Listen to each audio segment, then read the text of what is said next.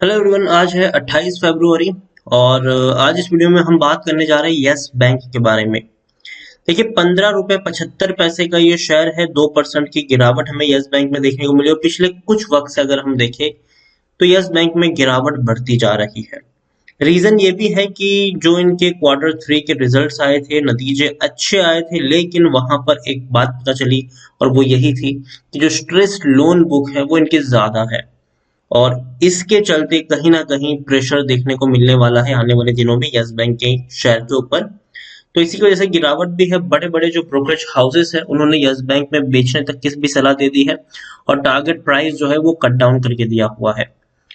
Video में हम discuss करेंगे कि 16 रुपए के आसपास ट्रेड करने वाला ये शेयर खरीदारी के लिहाज से कितना सस्ता है, क्या यहाँ पर खरीदारी करनी चाहिए कि नहीं, और जिन्होंने ऑलरेडी खरीदारी करके रखी है उनको यहाँ पर क्या करना चाहिए। उन सारी चीजों के बारे में इस वीडियो में हम डिस्कस करेंगे। लेकिन उससे पहले अगर आपने अभी तक चैनल को सब्सक्राइब नहीं किया है तो प्लीज अभी इसे सब्सक्राइब कर लीजिए, क्योंकि आगे भी बहुत सारे वीडियोस हैं जो आपको काफी ज्यादा हेल्प करेंगे। उसके साथ साथ अगर आपने अभी तक मेरी टेलीग्राम चैनल को सब्सक्राइब नहीं किया तो उसको भी सब्सक्राइब करना मत भूलिएगा, लिंक आपको डिस्क्रिप्शन में मिल जाएगा। तो बात करते हैं यस बैंक की। 15 रुपए का शेयर है और अगर हम पिछले एक महीने में यहाँ पर देखें तो पिछले एक महीने में 3% की गिरावट भी है।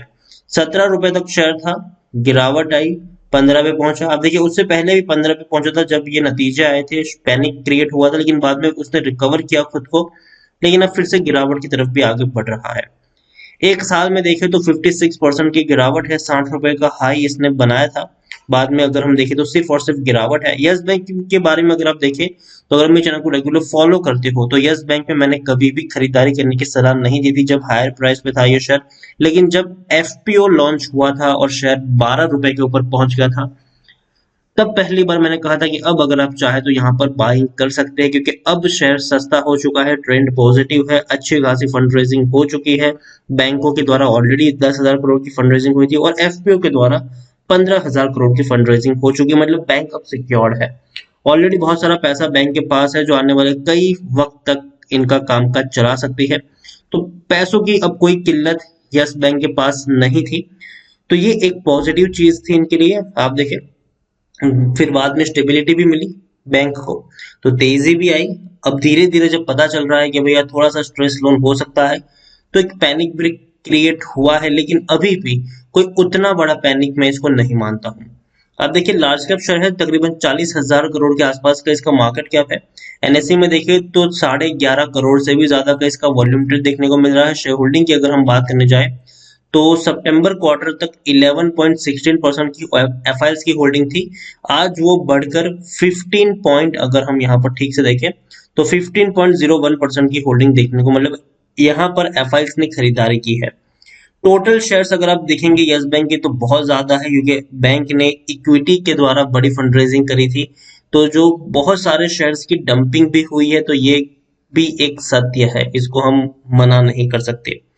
2,505 करोड़ जितने शेयर्स यस बैंक के मार्केट में अवेलेबल है, जिसमें से प्रमोटर के पास कुछ भी नहीं है। लेकिन अगर हम यहाँ पर एफआईएल्स की बात करें तो तकरीबन तकरीबन एफआईएल्स के पास यस बैंक के 375 करोड़ से भी ज्यादा के शेयर्स हैं। एक बहुत बड़ी क्वांटिटी एफआईएल्स ओन करती है, यहाँ पर 15% से भी ज्यादा की होल्डिंग एफआईएल्स के पास है। म्यूचुअल फंड की अगर हम बात करने जाए तो म्यूचुअल फंड के पास 0.32% की होल्डिंग देखने को मिली है और तकरीबन तकरीबन 8 करोड़ के आसपास की होल्डिंग म्यूचुअल फंड यहाँ पर ओन करती है।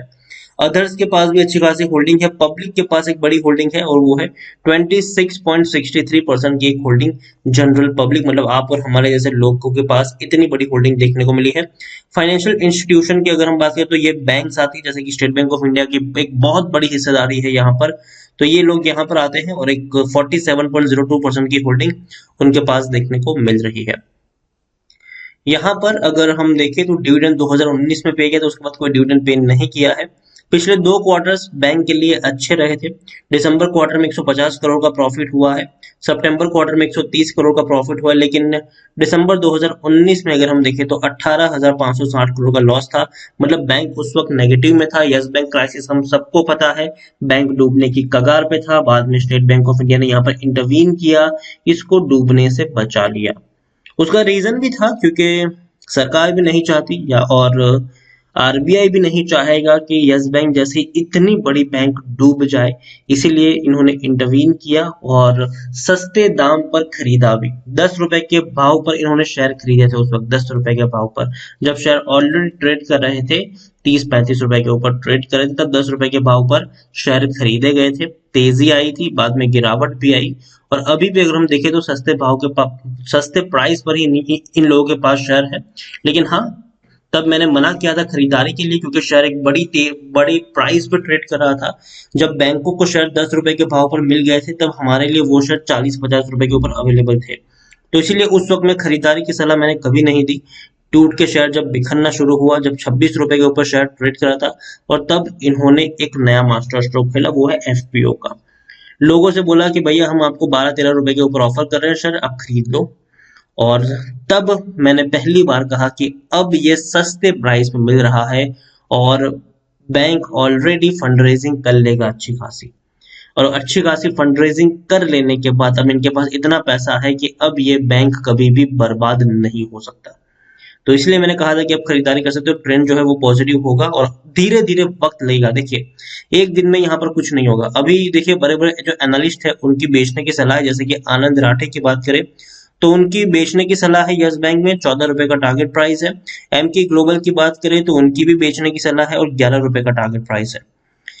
मैं अपनी पर्सनल बात करूं तो मुझे नहीं लगता कि 15 रुपए के ऊपर शेयर अभी ट्रेड किया तो आपको यहाँ पर बेचना चाहिए, आपको लॉन्ग टर्म के लिए इसको होल्ड करना चाहिए। और यहाँ से अगर शेयर थोड़ा सा भी नीचे गिरता है, 14 रुपए के आसपास अगर ये गिरता है, तो आप वहां पर फिर से खरीदारी भी कर सकते हैं। यहाँ पर आप देखिए यस बैंक के बारे में मैं दिखाऊं तो टेक्निकल रेटिंग अभी अच्छी नहीं है, गिरावट के संकेत है, यहाँ से शायद थोड़ा सा और नीचे तक टूट सकता है। उसके अलावा जो हाल फिलहाल में खबर आई थी कि जो ओमकार ग्रुप के जो चेयरमैन है कमल गुप्ता, उनको अरेस्ट कर लिया गया ईडी के द्वारा, और उसका रीजन सिंपल था कि भैया उनका एक बहुत बड़ा बकाया था यस बैंक का, और सब तकरीबन 450 करोड़ रुपए का यस बैंक का ही यहाँ पर बकाया हमें देखने को मिल रहा था। तो 450 करोड़ तो यस बैंक के यहाँ पर गए। तो ये अब तक की प्रोसीजर थी यस बैंक की। यस बैंक अब तक क्या करता था कि बड़े बड़े उद्योगपतियों को बिजनेस लोन बांटता था, जिसकी अगर एक भी डिफॉल्ट करता था तो 1000, 2000, 3000, 4000 करोड़ तक के इनको लॉसेस होते थे। वो हम सबने देखा कि अनिल अंबानी ग्रुप को बड़ा पैसा दिया, वापस नहीं लौटा। जी ग्रुप को बड़ा पैसा दिया, वापस नहीं आया, आज भी वो एनपीए में कन्वर्ट हो रहा है। तो इन्हीं की बदौलत ये सारे इस बैंक में इतना बड़ा नुकसान हमें देखने को मिला है। लेकिन अब बैंक ने अपना गियर चेंज किया है। अब बैंक ने बोला है कि भैया वो अपने रिटेल लोन को ज्यादा महत्व देंगे, मतलब जो आप और हमारे जैसे जो लोग हैं, जो जो होम लोन खरीदते हैं, जो जो छोटी छोटी चीजें खरीदते हैं और बैंक से लोन लेते हैं, तो यस बैंक का ये कहना है कि अब वो रिटेल लोगों को ज्यादा लोन देंगे जिससे रिकवरी भी आसान हो। अगर नहीं भी चुका पाते हैं तो भैया वो उनकी नीलामी करके भी अपनी रिकवरी कर सकते हैं। तो उन लोगों को वो लोग लोन ज्यादा देंगे और ये एक स्ट्रेंथ होगी इस बैंक के फ्यूचर में, क्योंकि अगर आज के डेट में अगर हम बात करें तो एचडीएफसी बैंक, आईसीआईसीआई बैंक, इनकी जो मेन स्ट्रेंथ है वो रिटेल पोर्टफोलियो है, बिजनेस लोन नहीं बल्कि रिटेल पोर्टफोलियो आजकल में इनकी सबसे बड़ी स्ट्रेंथ है। और यस बैंक भी अब उसी चीज को फॉलो करेगा। छोटे छोटे जो एमएसएमई लोन है उसको भी बांटने का काम यस बैंक करने वाले आने वाले दिनों में। छोटे उद्योगपतियों को लोन दिया जाएगा, छोटे लोन बांटे जाएंगे जिससे इसकी रिकवरी भी आसान हो। आप यहाँ पर देख सकते हैं कि according to Moneycontrol user 97% लोग खरीदने की सलाह दे रहे, 1% लोग होल्ड के लिए, मतलब 98% लोगों का यहाँ पर पॉजिटिव व्यू है, जबकि सिर्फ 2% लोग ही है जो आपको यहाँ पर बेचने की सलाह दे रहे हैं।